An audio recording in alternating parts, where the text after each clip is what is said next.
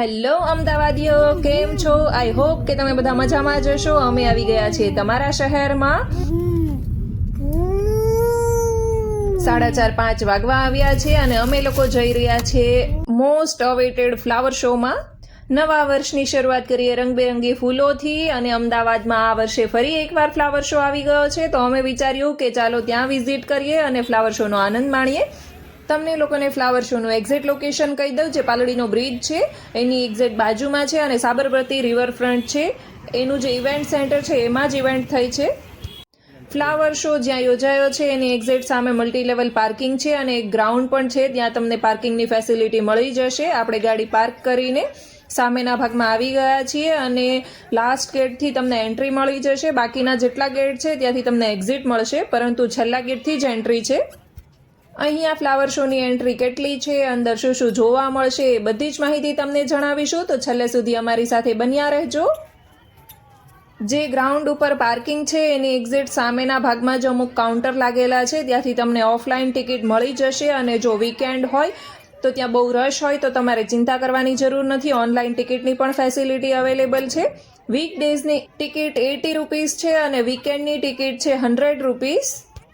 આમ તો આ ફ્લાવર શો 1 જાન્યુઆરીથી લઈને 22 જાન્યુઆરી સુધીની ડેટ આપવામાં આવી છે, પરંતુ મોસ્ટલી એવું થાય છે કે તેની ડેટ એક્સટેન્ડ થાય છે. અહીંયા એન્ટર થતાની સાથે જ આ સિંહ તમારું સ્વાગત કરી રહ્યો છે. પછી આપણે અંદર જઈએ તો મોટું લોટસ છે અને એમાં ફાઉન્ટેન ગોઠવેલા છે. આ વખતનો ફ્લાવર શો આ થીમ ઉપર જ આધારિત છે, એટલે કે ભારત એક ગાથા ઉપર આધારિત છે અને અલગ અલગ ઝોનમાં ડિવાઈડ કરેલા છે. સૌથી પહેલું છે ભારતના ઉત્સવો. એન્ટર થતાની સાથે જ જમણી બાજુ પર આવી જાય છે ઉત્તરાયણને રિલેટેડ, એટલે કે હમણાં જ આપણે ઉત્તરાયણ ગઈ છે. ઉત્તરાયણને રિલેટેડ ત્યાં એક સરસ મજાનું સ્કલ્પચર રેડી કરવામાં આવ્યું છે. ફિરકીઓ, પતંગ, આ બધા જ ફૂલો અસલી છે. અહીંયા 15 લાખ કરતાં પણ વધારે ફૂલોનો ઉપયોગ કરવામાં આવ્યો છે. ભારતના ઉત્સવોમાં બીજી થીમ છે ઓણમની. જ્યારે ખેડૂતોની પહેલી ફસલ થાય છે અને એને કાપવામાં આવે છે ત્યારે ઓણમ સેલિબ્રેટ કરવામાં આવે છે. એ પછી આ એકદમ સેન્ટરમાં દિવાળીને સેલિબ્રેટ કરતું થીમ ગોઠવવામાં આવી છે, જેમાં તમે જોઈ શકો છો અનાર, ભોંચકલી, રોકેટ, એ રીતનું બધું બનાવવામાં આવ્યું છે. ત્યાંથી આગળ જતાં તમને આ બિહુ ફેસ્ટિવલ અને હોળી ફેસ્ટિવલને રિલેટેડ થીમ જોવા મળશે. બિહુ ફેસ્ટિવલ એ આસામનું મોસ્ટ ઇમ્પોર્ટન્ટ ફેસ્ટિવલ છે. અહીંયા ધૂળેટી ફેસ્ટિવલને અકોર્ડિંગ પિચકારીઓ બનાવવામાં આવી છે. ધૂળેટી મારો સૌથી ફેવરિટ ફેસ્ટિવલ છે. આમાંથી તમારો ફેવરિટ ફેસ્ટિવલ કયો છે એ કોમેન્ટ કરીને જરૂરથી કહેજો. લાસ્ટમાં આવે છે આપણા ગુજરાતનું most famous and favourite garba festival. બધા ફેસ્ટિવલ હોય અને ગરબા ફેસ્ટિવલ બાકી રહી જાય એવું તો બને જ નહીં, અને એમાં પણ આપણે તો આવી ગયા છીએ અમદાવાદમાં. ભારતના ઉત્સવોની એક્ઝેક્ટ ડાબી બાજુ પર બાળકોનું ભારત તરીકે એક અલગથી ઝોન બનાવવામાં આવ્યું છે અને એ સ્પેશિયલી બાળકો માટે બનાવવામાં આવ્યું છે. તો જો તમે અહીંયા બાળકોને લઈને આવ્યા હોય તો આ ઝોનમાં જવાનું બિલકુલ પણ નહીં ભૂલતા.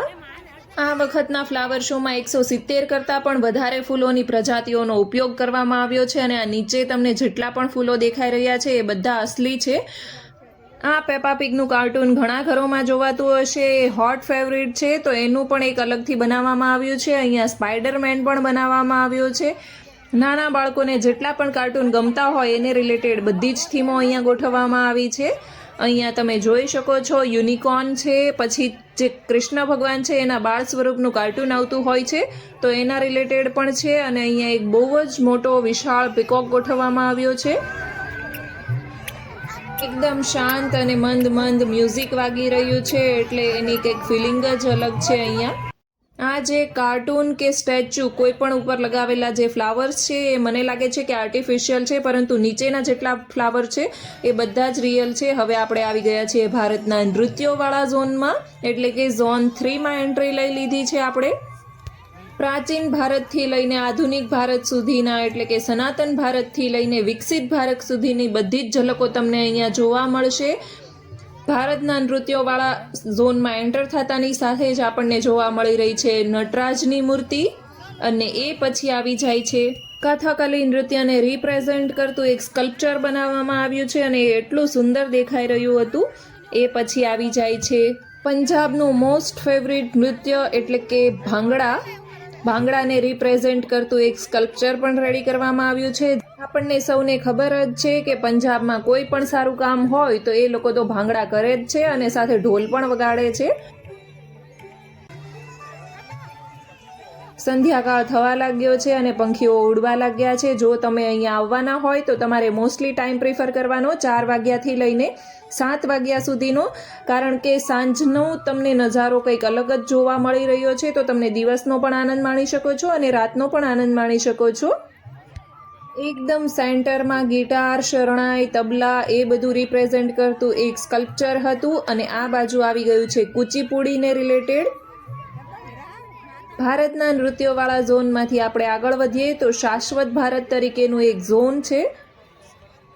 અહીંયા દરેક ઝોનની અંદર તમને બધી જ જગ્યાઓ ઉપર એક બોર્ડ જોવા મળશે, જ્યાંથી તમે QR કોડ જે આવે છે એ સ્કેન કરશો તો તમને આ બધા જ જે ઝોન છે એની બધી જ ડિટેલ તમને ઓડિયોમાં સાંભળવા પણ મળશે અને તમારે મોબાઈલ ઉપર સ્ક્રીનમાં જોવું હોય તો ત્યાં જોવા પણ મળશે. તો આપણે આવી ગયા છીએ શાશ્વત ભારતમાં. અહીંયા જે મહાભારતનું યુદ્ધ થયું હતું એ પહેલાં શ્રી કૃષ્ણ ભગવાન અર્જુનને જે સમજાવી રહ્યા હતા ગીતાનો સાર, એનું એક સ્કલ્પચર રેડી કરવામાં આવ્યું છે. હું તમને ડે અને નાઇટ બંનેના વિઝ્યુઅલ દેખાડી રહી છું, કારણ કે અમે લોકો એ જ ટાઈમ પર આવ્યા હતા 4 વાગ્યાથી લઈને 7 વાગ્યા સુધી, કારણ કે તમારે અંદર જ 2 થી 3 કલાકનો ટાઈમ જતો રહેશે. અહીંયા છે સમુદ્ર મંથનને રિલેટેડ એક સ્કલ્પચર જે મહાભારત, ભાગવત પુરાણો, વિશ્વ પુરાણો બધામાં જ એનો ઉલ્લેખ કરવામાં આવ્યો છે. દેવતા અને દાનવોએ થઈને આ જે સમુદ્ર મંથન કર્યું હતું એનું છે. અહીંયા ગોવર્ધન પર્વત શ્રી કૃષ્ણ ભગવાને પોતાની આંગળી ઉપર ઉઠાવ્યું હતું એનું એક સ્કલ્પચર છે. નાઇટ વિઝ્યુઅલ તમે જોઈ શકો છો કેટલું સુંદર લાગી રહ્યું છે. અહીંયા તમે દિવસ અને રાત બંનેનો આનંદ માણી શકો છો. અહીંયા શંકર ભગવાને ગંગા માતાનો જે પ્રચંડ પ્રવેગ હતો એને કઈ રીતે ઓછો કર્યો અને પૃથ્વી ઉપર ગંગા માતાનું અવતરણ થયું એની કહાનીને રિપ્રેઝેન્ટ કરે છે. એ પછી આપણે નેક્સ્ટ ઝોનમાં પ્રવેશ કરીએ છીએ જે છે Guinness book of world record. સ્ટાર્ટિંગમાં આપણને પ્રાચીન ભારતને રિલેટેડ થીમ જોવા મળી રહી હતી. હવે ધીમે ધીમે આપણે આધુનિક ભારત તરફ વધી રહ્યા છીએ. હમણાં જે થોડા ટાઈમ પહેલાં ઓપરેશન સિંદૂર થયું હતું એને રિપ્રેઝેન્ટ કરી રહ્યું છે અને વચ્ચેના ભાગમાં આ ફ્લાવર મંડલા બનાવવામાં આવ્યું છે, જેનો સાચો આનંદ તમે ડિસ્પ્લે ઉપર માણી શકશો. ડાબી બાજુ પર ડિસ્પ્લે લગાવેલી છે. આ વખતે flower show Guinness book world રેકોર્ડમાં પોતાનું નામ નોંધાવા જઈ રહ્યું છે, કારણ કે સરદાર પટેલનું વિશ્વનું સૌથી મોટું ફ્લાવર પોર્ટ્રે બનાવ્યું છે. સરદાર પટેલની 150મી જન્મ જયંતિ નિમિત્તે અહીંયા પોર્ટ્રે બનાવવામાં આવ્યું છે. એ પછી આપણે એન્ટર થઈ રહ્યા છીએ ભારતની સિદ્ધિઓમાં, એટલે કે ભારતે જેટલા પણ અચીવમેન્ટ પ્રાપ્ત કર્યા છે એને રિલેટેડ ઝોન છે. શિક્ષણથી લઈને બ્રહ્માંડ સુધીની બધી જ એક્ટિવિટીને અહીંયા રિપ્રેઝેન્ટ કરવામાં આવી છે. અહીંયા શિક્ષણને રિપ્રેઝેન્ટ કરતું લેપટોપ, બાળકો અને બુક્સ એ બનાવવામાં આવ્યું છે. અને આ જે મિસાઇલ તમે જોઈ શકો છો એ 7 મીટર ઊંચું મિસાઇલ બનાવવામાં આવ્યું છે, જે અવકાશના એરોનોટિક્સને રિપ્રેઝેન્ટ કરી રહ્યું છે.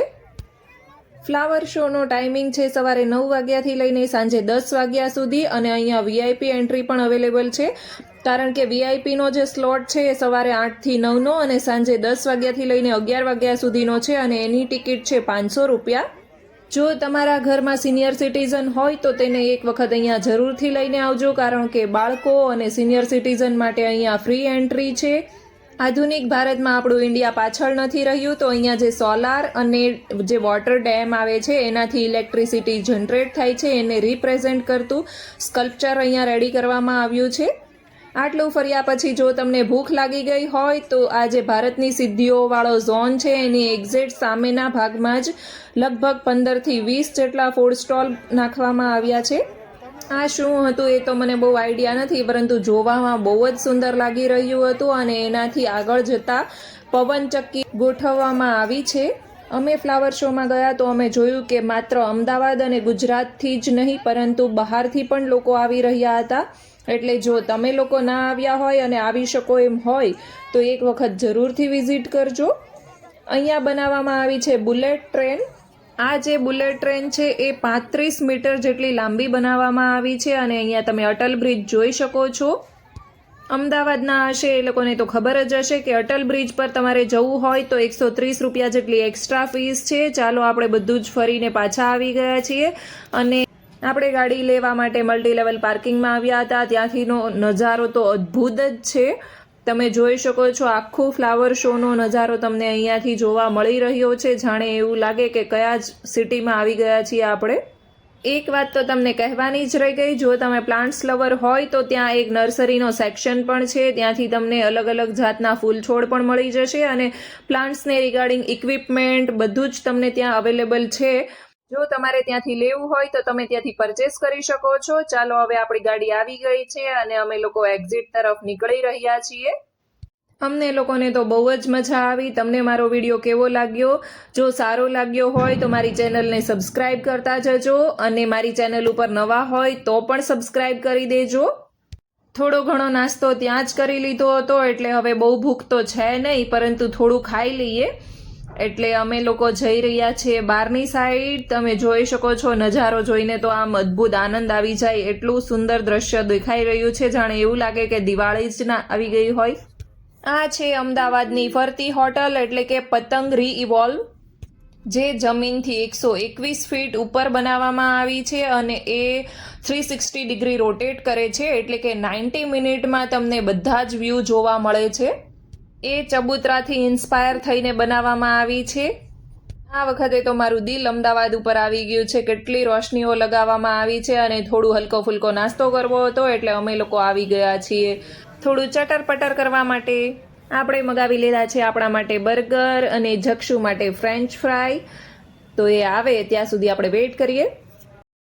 શું ખાજો? તને ભાવે છે?